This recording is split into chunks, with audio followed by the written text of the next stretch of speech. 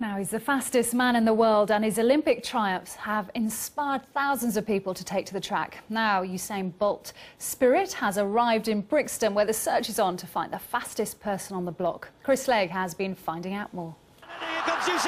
When Usain Bolt struck gold this summer, this is how some celebrated.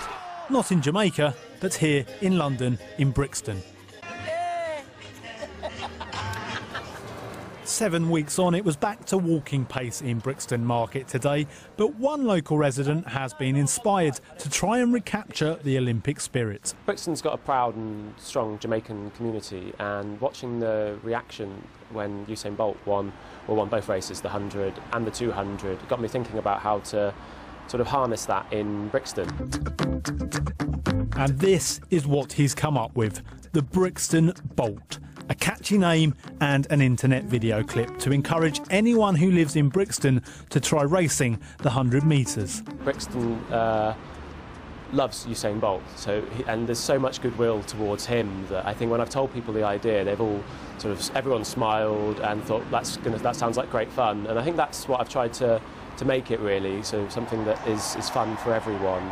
So this is Brixton's Olympic Stadium. On October the 27th, our South London sprinters will be on their starting blocks down there. They will come flying up here and finish just before the bridge to be crowned the fastest man, woman and child in Brixton.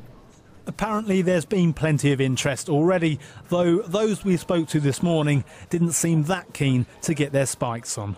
Would you be tempted to enter? No, thank you. At 70, I think I've given it up. He can run 9.58. What do you think your fastest would be? About 14 seconds. How fast do you think you could go 100 metres? 9.58? No, well, the current standing, I reckon about 19.58, but that's the way it is with me, sadly. How fast could you go on a good day?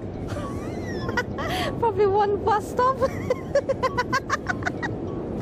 Luckily, the search for the Brixton Bolt has only just begun. Chris Legg, BBC London News.